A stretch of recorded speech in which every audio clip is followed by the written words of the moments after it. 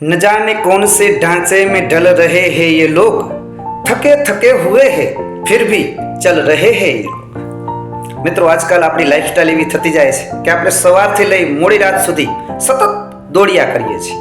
ઘણીવાર એવું બને છે કે રસ્તા ઉપર જતા હોય અને અકસ્માત થતા રહી જાય, આવી પરિસ્થિતિ નિર્માણ પામે.